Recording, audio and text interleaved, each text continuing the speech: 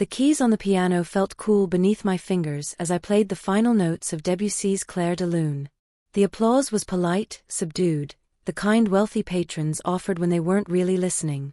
I'd been playing at the Onyx for 4 months now, 6 nights a week, and I'd learned that most people came here for the atmosphere, not the music. The piano was just another expensive accessory, like the marble bar and the silk drapes that made everything look softer than it really was. I stood from the bench, smoothing down my simple black cocktail dress, and made my way toward the small backstage area that served as a dressing room. My hands trembled slightly as I gathered my sheet music, the kind of shake I told myself was just fatigue but knew was something else. The pay at the Onyx was good, better than the last place I'd worked before Chris found us and I'd had to disappear again. But good pay still meant choosing between keeping the heat on and refilling Laurie's prescriptions. "Lovely playing tonight, Miss Lombardi." Vincent, the floor manager, appeared beside me with a glass of water I hadn't asked for but accepted anyway. He was in his 60s, silver-haired, with weathered hands that had clearly done more than manage a restaurant floor. "Mr. Santoro wanted me to pass along his compliments on your song selection." I took the water, my throat dry for reasons that had nothing to do with performing. "Mr. Santoro was here tonight?" "He's here most nights." Vincent glanced toward the back of the lounge, where a private section sat elevated above the main floor, separated by one-way glass panels that allowed occupants to see out but prevented anyone from seeing in. "He owns the establishment, after all." I'd known that, of course. Everyone who worked at the Onyx knew Emilio Santoro owned it, along with half a dozen other venues throughout Lower Manhattan. What they didn't discuss openly was what else he owned, what other business he conducted in rooms with tinted glass and men who carried things under expensive suits. "Well, I'm glad he enjoyed it." I set the empty glass down and reached for my purse, feeling the weight of the flask inside press against my palm. My coat hung on a hook nearby, a thin wool thing that wouldn't do much against the December cold waiting outside. "You're not taking a car service?" Vincent's question held concern. "It's past midnight. I always take the subway." I pulled on my coat, already mapping the route in my head. Train to the Bronx, 20-minute walk through neighborhoods that got worse with each block, check on Laurie with Mrs. Herrera, the neighbor who watched her on nights I worked. Mrs. Herrera who charged $30 a night, money that disappeared faster than I could count it. "Miss Lombardi." Vincent lowered his voice, stepping closer. "Mr. Santoro asked if you'd be available for a private booking next Thursday. A gathering at his residence. The pay would be triple your usual rate."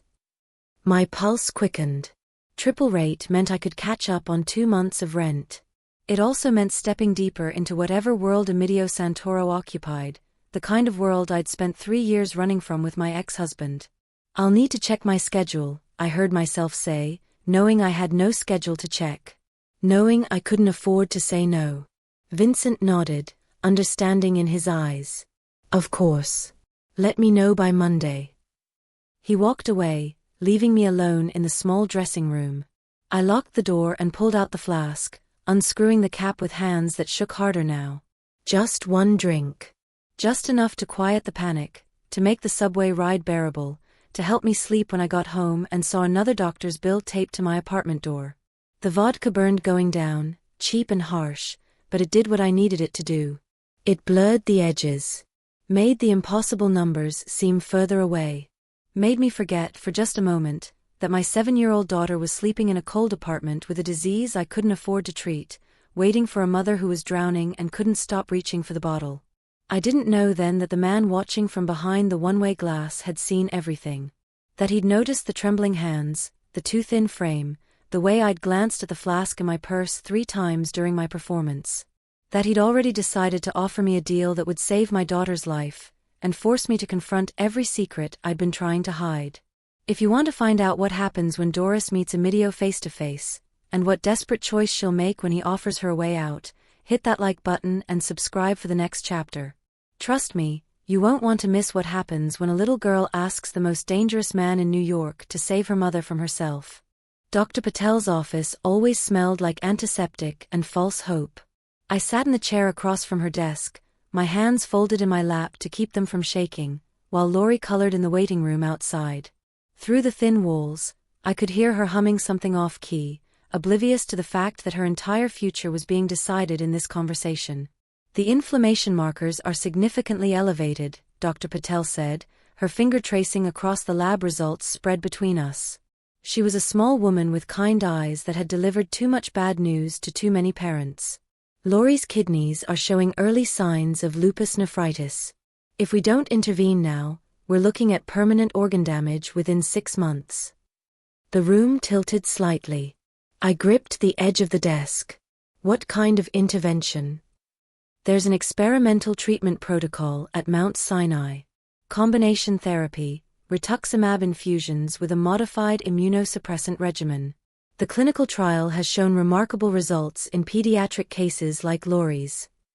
She paused, and I knew what was coming before she said it. The trial is full, but Dr. Cohen is willing to take Laurie as a private patient. How much? $15,000. That covers the initial treatment cycle and monitoring. Insurance won't cover it because it's still experimental. $15,000. I made $1,800 a month at the Onyx. My rent was $1,200. I had $473 in my checking account and a maxed-out credit card I'd been avoiding calls about for 2 months. How long do I have? The words came out steady, which surprised me. 2 weeks. Maybe 3. After that, the window for intervention starts closing. I thanked her somehow. Made it to the waiting room where Laurie showed me a drawing of a purple butterfly, her small face bright with a smile that made my chest ache. Her hands were thinner than they should be, her hair not quite as thick as it had been 6 months ago. Signs I'd been telling myself were just part of growing up. We took the bus home because I couldn't afford the subway and the electricity bill in the same week. Laurie fell asleep against my shoulder, her breathing slightly labored in a way that I'd grown too accustomed to hearing. When we got to our apartment, I tucked her into bed, kissed her forehead, and checked the temperature of her skin 3 times before I let myself leave the room. The bottle was in the kitchen cabinet, behind the flower I never used. I'd bought it 2 days ago, told myself it would last the week. I poured 3 fingers into a coffee mug and drank it standing at the sink, staring at the medical bills magnet to the refrigerator. $15,000. I poured another drink. The number didn't get smaller. I finished the mug and refilled it, the vodka no longer burning, just making everything soft and distant. By the time I reached the bottom of the bottle, I was sitting on the kitchen floor with my back against the cabinet, tears streaming down my face, and the only thought in my head was that my daughter was going to die because I couldn't save her. And there wasn't enough alcohol in the world to make that feel like anything but the truth. Vincent found me in the dressing room 3 nights later, my makeup barely covering the shadows under my eyes. Mr. Santoro would like to see you in his office. Now, if you're available.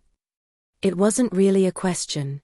I followed him through a door I'd never noticed before, down a hallway with artwork that probably cost more than my yearly salary, to an office that overlooked the entire lounge through that one-way glass. Emilio Santoro stood with his back to me, hands in the pockets of a suit that fit him like it had been sewn onto his body. When he turned, his eyes were darker than I'd expected, measuring me in a way that made my skin prickle. Miss Lombardi, thank you for coming. His voice was quiet, controlled. He gestured to a leather chair across from his desk. Please sit. I sat, my purse clutched in my lap, acutely aware of the flask inside it. He moved to his desk, opened a folder, and slid it across to me. Inside were copies of Laurie's medical records, Dr. Patel's treatment recommendations, and a bank statement I'd never shown anyone. My throat went dry. How did you? I make it my business to know about the people who work for me. He sat down, folding his hands on the desk. Your daughter has lupus nephritis. She needs $15,000 worth of treatment within 2 weeks, or she'll suffer permanent kidney damage. You have $473 in your checking account. You're 3 months behind on rent. Your ex-husband, Chris Lombardi, is currently in Philadelphia, but he's been making inquiries about your location. The room felt too small suddenly. Are you threatening me? No. Something shifted in his expression, almost like surprise. I'm offering you a solution. He pulled out a check, already filled out. $15,000. Made out to Mount Sinai Hospital. My hands started shaking before I could stop them. I don't understand. It's simple. I pay for your daughter's treatment in full. In exchange, you play piano at private events I host. Dinners, gatherings, meetings where discretion is paramount.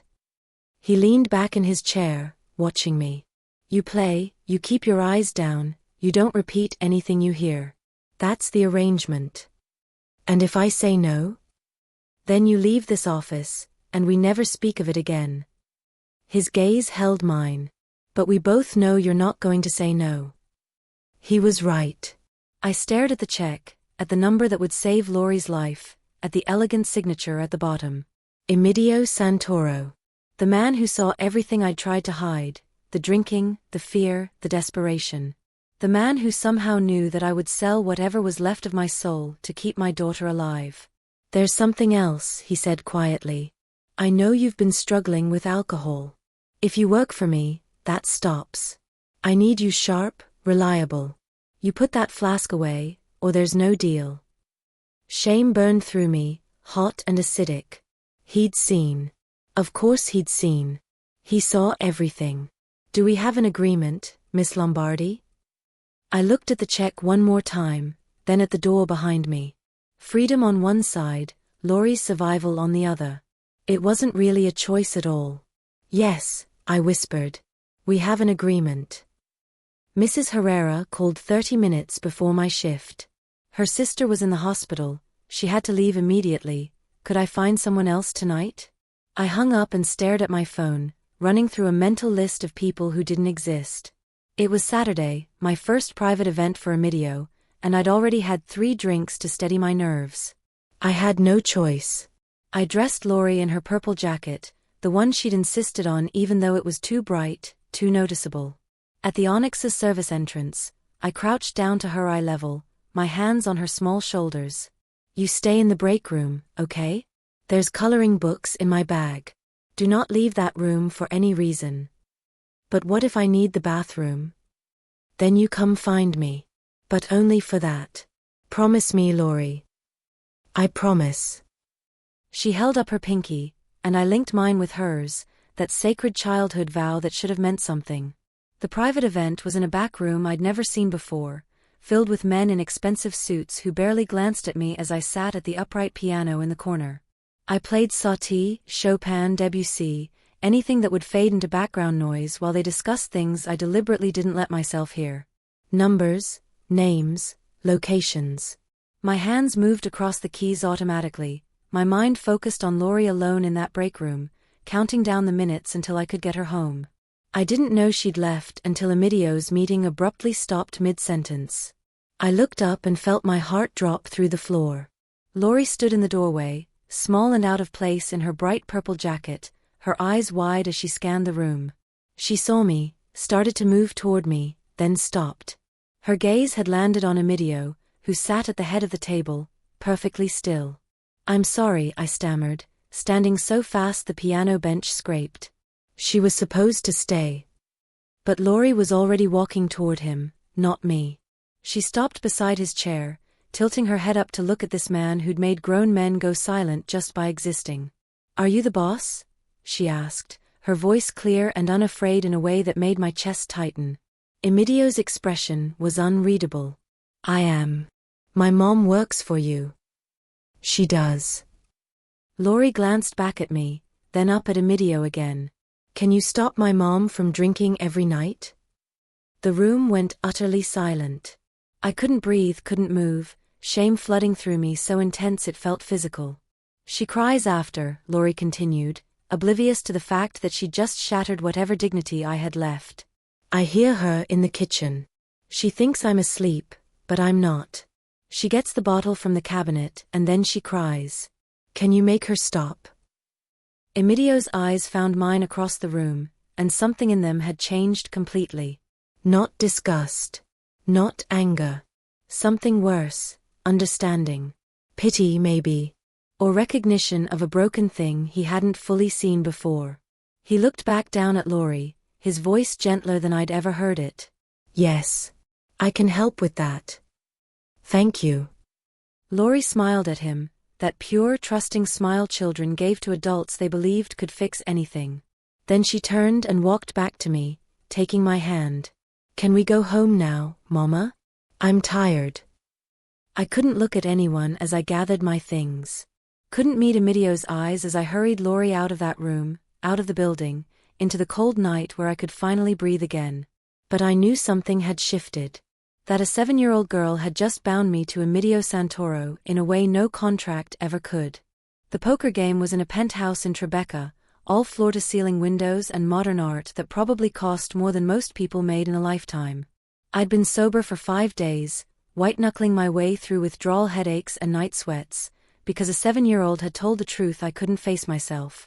Emidio hadn't mentioned it, but I felt his eyes on me constantly now, watching for the tremor in my hands, the glassiness I used to hide behind stage makeup.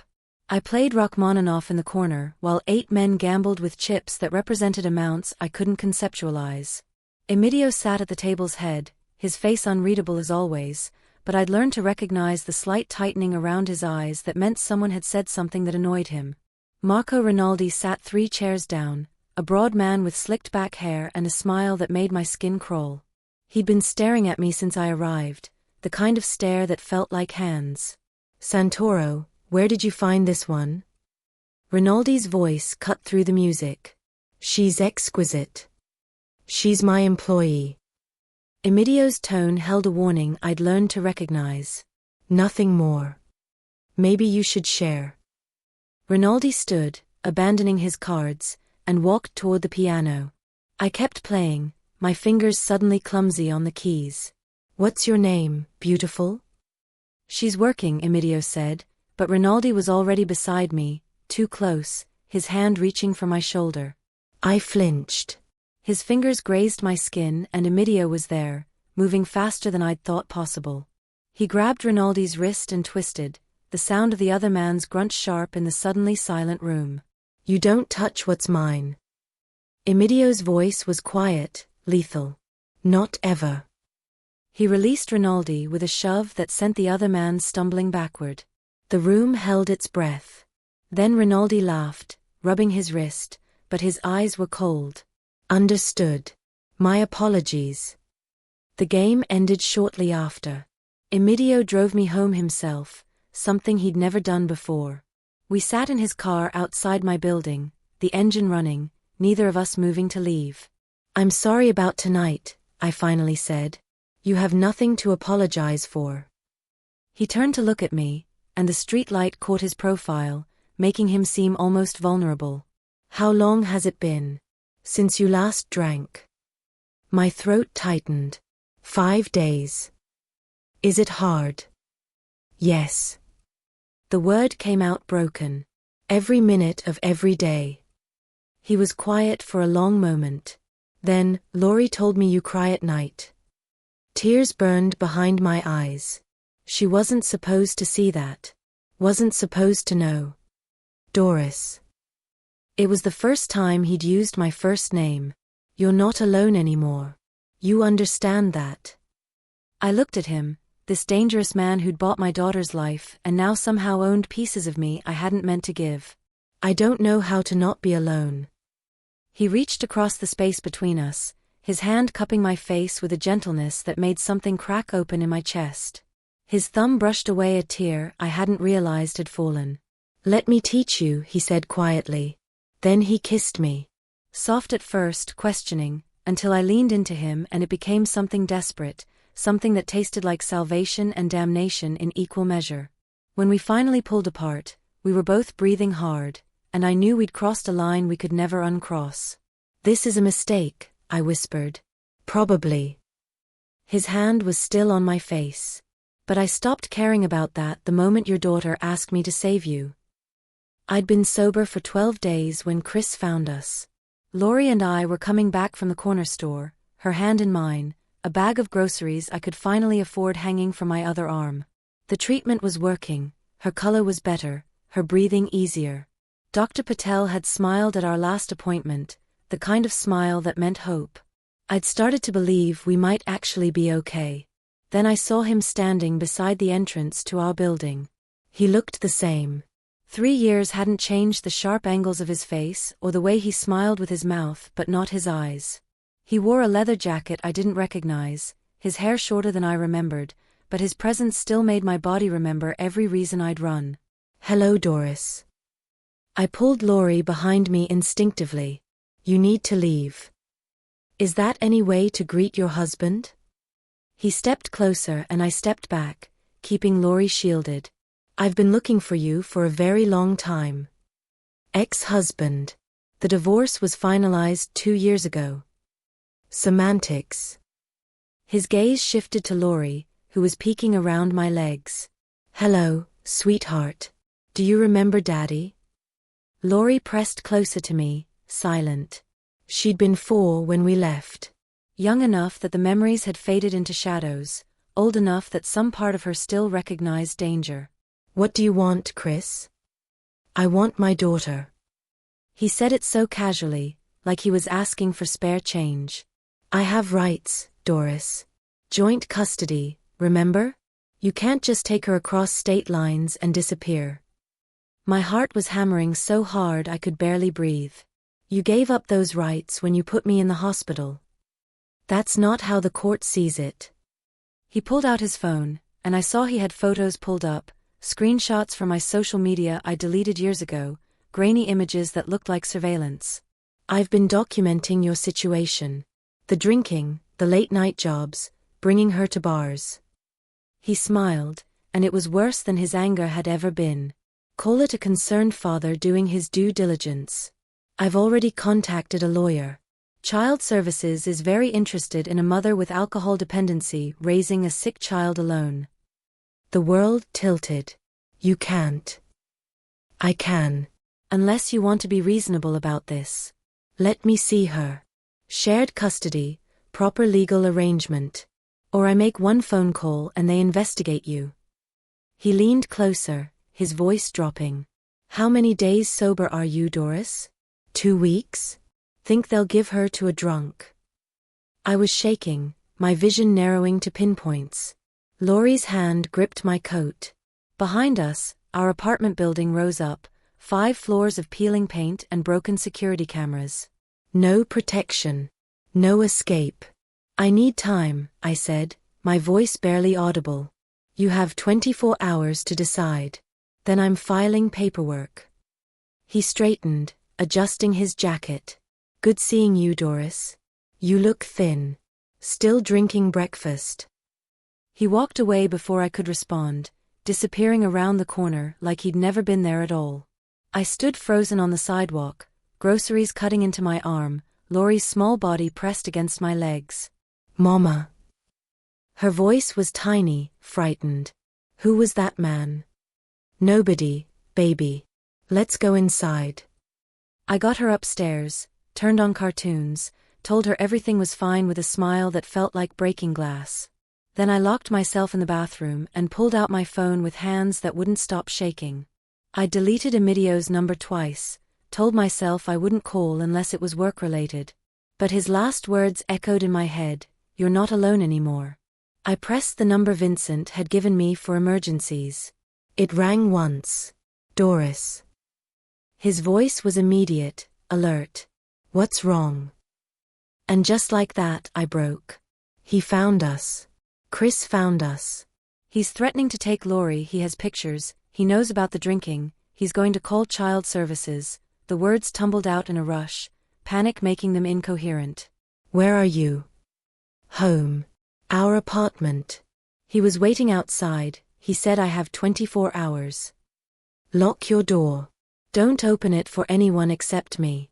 "I'm coming now." "Emidio." "I'm already in the car, Doris. Breathe. I'm 10 minutes away." He hung up. I slid down the bathroom wall to the floor, phone pressed to my chest, and for the first time in 12 days, all I wanted was to find a bottle and make everything disappear. Instead, I counted my breaths the way the AA pamphlet had taught me and waited for a man more dangerous than my ex-husband to save me from my past. Emidio arrived in 8 minutes, not 10. I watched from the window as his black SUV pulled up, followed by a second vehicle. He stepped out in a dark overcoat, flanked by two men I recognized from Onyx, Marco and Sal, both built like they'd been designed to intimidate. He looked up at my building, found my window, and the expression on his face made my breath catch. I'd seen him angry before, but this was different. This was cold, calculated fury. My phone buzzed. Which apartment? I texted back the number and heard their footsteps in the stairwell 3 minutes later. When I opened the door, Emidio stepped inside and his eyes went immediately to Lori on the couch, then back to me, scanning for injuries I didn't have. "You're okay." His hand touched my face, my arm checking. "We're fine. He didn't touch us." "Where did you see him?" "Outside. By the entrance. He was waiting." Emidio turned to Marco, who'd entered behind him carrying a manila folder thick enough to be a novel. "Find him. He can't have gone far." It took them 40 minutes. I sat on the couch with Lori, who'd fallen asleep against my shoulder, while Sal stood by the door and Emidio made phone calls in my kitchen using words I tried not to understand. When Marco returned, he had Chris with him, not violently, but Chris's face was pale, his earlier confidence gone. Emidio gestured to my bedroom. "In there. Doris, stay with Lori. I want to hear this." He studied me for a moment, then nodded. "Sal, watch her." I followed them into my cramped bedroom, Chris looking between Emidio and me like he was trying to recalculate odds that had already turned against him. Emidio opened the folder Marco had brought, spreading documents across my bed with methodical precision. Christopher Lombardi. 3 outstanding warrants in Pennsylvania, 2 for check fraud, 1 for failure to appear. Federal investigation into wire fraud involving elderly victims, currently ongoing. He looked up at Chris with something that might have been amusement if it weren't so cold. "You've been busy." Chris's jaw tightened. "I don't know what you..." "I have bank records. Transaction histories. Testimony from 2 of your victims willing to go on record." Emidio stepped closer, and Chris backed up until he hit the wall. "I also have hospital records from 3 years ago documenting the injuries you inflicted on your wife. Photographs. Police reports you convinced her not to file." "Who the hell are you?" "Someone with considerably more resources than you." Emidio's voice never rose, never changed inflection. Somehow that made it more terrifying. "Here's what's going to happen. You're going to leave New York within 24 hours and never come back. You won't contact Doris. You won't contact Lori. You won't search for them, speak about them, or think about them. You'll disappear from their lives completely." "And if I don't?" Emidio smiled, and it was the most frightening thing I'd ever seen. "Then I make 1 phone call and federal agents arrest you within the hour. After that, while you're waiting for trial, you might have an unfortunate accident. Prison is dangerous. People get hurt." The room went silent. Chris looked at me, something desperate in his eyes. "Doris, you can't let him." "The alternative," Emidio continued, "is you leave. Start over somewhere else. Forget this family exists. It's a generous offer. I suggest you take it." Chris stared at the documents on the bed, at Marco blocking the doorway, at Emidio who hadn't moved but somehow filled the entire space. I watched him realize he'd lost before the game had even started. 24 hours, Chris finally said, his voice hollow. 24 hours, Emidio agreed. "Marco will escort you to collect your things. Then you'll drive very far from here." Marco grabbed Chris's arm, and they disappeared into the hallway. Emidio waited until we heard the front door close before he turned to me, his expression softening into something almost gentle. "He won't be back." I nodded, unable to speak around the knot in my throat. He'd done in 1 hour what I couldn't do in 3 years, made me safe. The weight of that gift was almost unbearable. 26 days sober. I'd been counting each one like a victory, marking them on a calendar Lori had decorated with stickers. The cravings were still there, still sharp, but manageable. Emidio had started driving me home after late shifts, not asking, just appearing with the car running. Sometimes we talked. Sometimes we sat in silence that felt more intimate than conversation. He'd kissed me twice more, both times brief, restrained, like he was holding himself back from something that would consume us both. I was playing my final set at the Onyx when the explosion hit. The sound was massive, primal, the kind that you felt in your bones before your brain understood what it was. The building shook. Glass shattered somewhere toward the front. The lights flickered and held. For one suspended moment, everyone froze, patrons mid-conversation, servers mid-step, my hands hovering above the piano keys. Then chaos. People screaming, running for exits. I stood, my body moving on instinct toward the backstage area, toward the break room where I kept my things. Vincent appeared, grabbing my arm, pulling me in the opposite direction. Not that way. Mr. Santoro's office. Now. He half dragged me through the kitchen, through the private hallway, into Emidio's office where I found him standing at the window overlooking the parking lot. Smoke rose from the wreckage of what used to be a black Mercedes, flames licking at the night sky. Emergency lights already flashed in the distance. Is anyone hurt? My voice came out shaky. The car was empty. A warning, not an attack. Emidio turned, and his face was harder than I'd ever seen it. Where's Laurie? Home. With Mrs. Herrera. Why? He was already on his phone. Marco. The girl and her babysitter. Full detail, right now. No one gets near that apartment. He hung up, made another call. Salvatore. I need locations on all of Rinaldi's people within the hour. My stomach dropped. Rinaldi did this? He left a message, taped to what was left of the windshield. Emidio handed me his phone. On the screen was a photo of a charred piece of paper, words scrawled in black marker. The piano player is pretty. Be a shame if something happened. The room spun. I sat down hard in the chair behind me, my hands gripping the armrests to keep from shaking. He knows about me. He knows I care about you. That makes you leverage. Emidio crouched in front of me, his hands covering mine. Listen to me. This is not your fault. This is about territory, about power. He's testing boundaries. He's going to come after Laurie. No, he's not. Because I'm going to end this before he has the chance.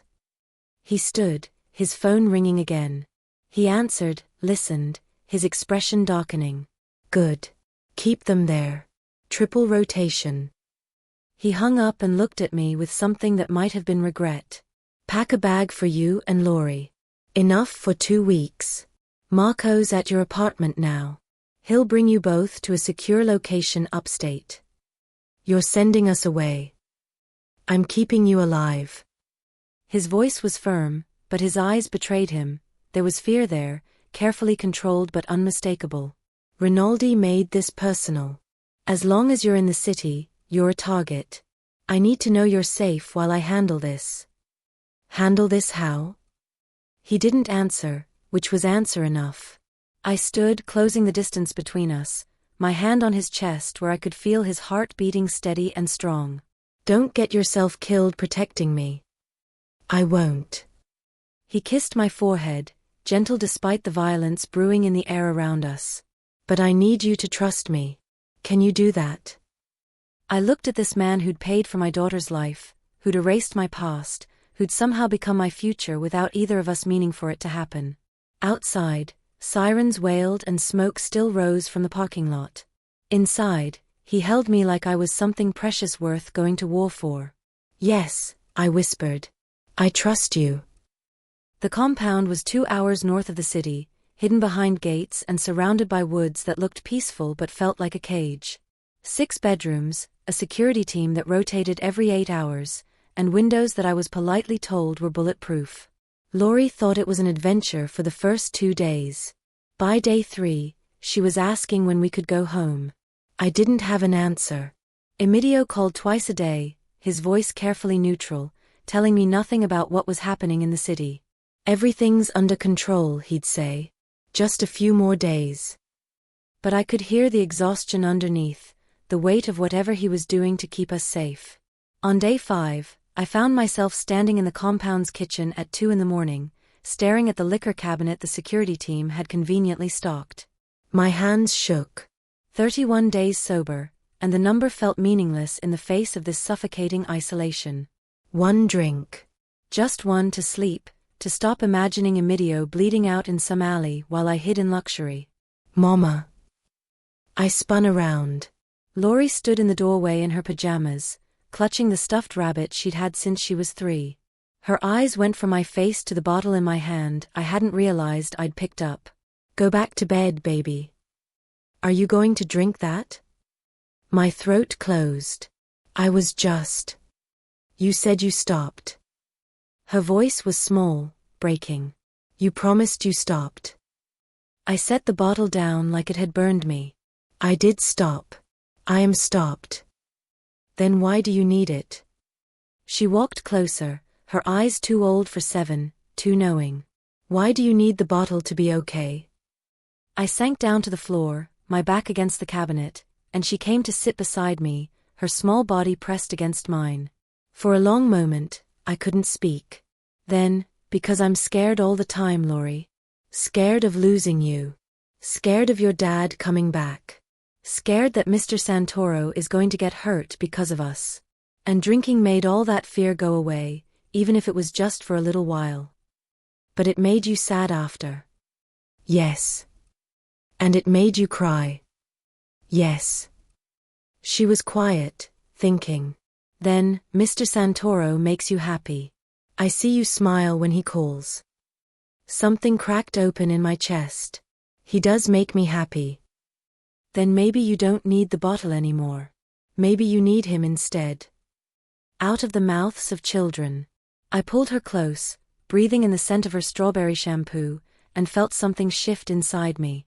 Not the craving disappearing, it was still there, probably always would be, but the choice becoming clearer. I could reach for the bottle, or I could reach for the life that was waiting on the other side of this isolation. The one where Lori was healthy and Emidio came home and I was finally, actually, truthfully sober. You're right, I whispered into her hair. I don't need it anymore. The next morning, I called the security team's medic and asked about addiction support resources. By afternoon, I was on a video call with a counselor who didn't judge, just listened. By evening, I'd found an online AA meeting that met twice a week. 32 days. 33. 34. Emidio called on day 7, and this time his voice was different, lighter, like a weight had lifted. It's done. Done. Rinaldi won't be a problem anymore. Neither will anyone associated with him. A pause. I'm coming to get you tomorrow. Take you both home. Home. The word felt impossible and perfect at once. Are you hurt? Nothing that won't heal. Another pause, longer this time. Doris. Yes. I'm proud of you. Marco told me what you've been doing. The meetings, the counselor. That's brave. Tears burned behind my eyes. I'm trying. You're doing more than trying. You're succeeding. His voice softened. I'll see you tomorrow. After we hung up, I sat with Lori on the couch and told her we were going home. She cheered, already chattering about her toys, her room, Mrs. Herrera. But all I could think about was Emidio saying he was proud of me, and how desperately I wanted to be worthy of that pride. He arrived at noon the next day, stepping out of the SUV in a dark suit that couldn't quite hide the stiffness in his movements. His left hand was bandaged, there was a healing cut above his eyebrow, and something in his eyes looked older than it had 2 weeks ago. The cost of keeping us safe was written across his body in ways that made my chest ache. Lori ran to him before I could stop her, and he caught her with his good arm, lifting her up despite the wince I saw cross his face. Hey, little one. You been taking care of your mom? She's been taking care of herself, Lori announced proudly. She hasn't needed the bottle at all. Over her head, his eyes found mine, and the warmth in them nearly undid me. He set Lori down gently. Why don't you go pack your things? We're taking a drive before we head home. She scampered off, and suddenly we were alone in the compound's grand foyer, security team tactfully absent. I closed the distance between us, my hands hovering over his injuries without quite touching. How bad is it? I'm standing here. That's what matters.